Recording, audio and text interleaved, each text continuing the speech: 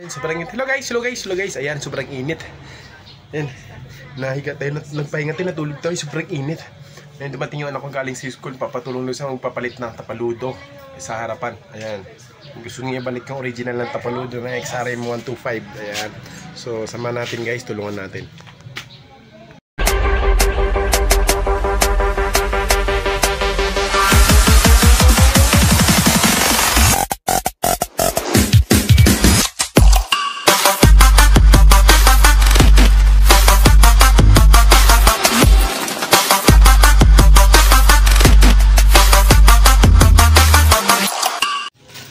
So ito guys, XRM 125. Paano daw tanggalin itong dating tapaludo niya? Tsaka pumutok na nga yung oil seal niya guys. Oh, palitan na, sira na rin yung telescopic niya. Papalitan na rin yung telescopic niya.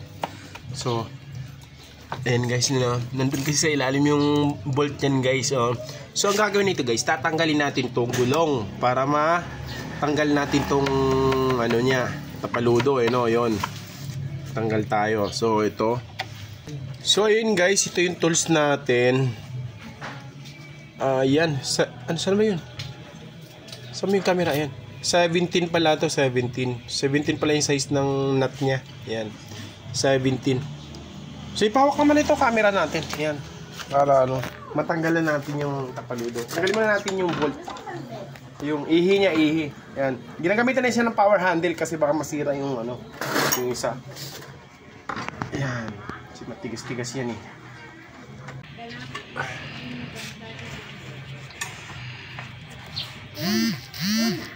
Oops, kailangan ng tukod.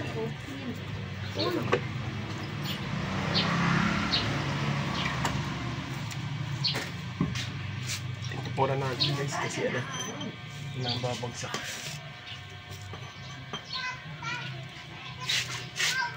Yan.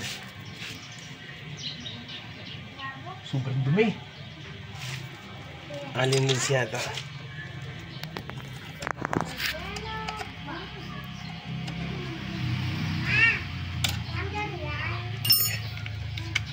Sobrang init. Pawis. Ano ba yan? The box are. O, nasaan ang box? Nasaan ang mga box? Nasa loob. O, ano ibig sabihin ng sa loob? Pin!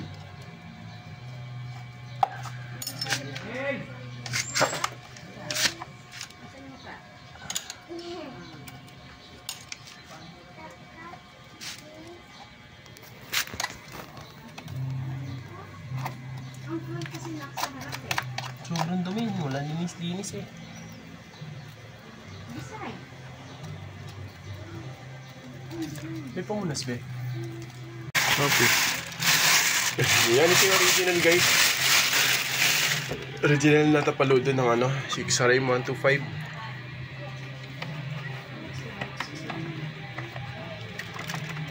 Yun, mataas to guys, nakahang to sa gulong. Malas. Ayun guys, tapos na yung natin, pagpalit ng tapaludo guys. Nakabit na natin. Ayan. Ayun ito yung luma. Na yung luma be. Yan, ito na yung luma. Tatabi na. Liligpit na ng anak ko. Gusto niya kasi yung ganito daw yung yung lumang tapaludo yung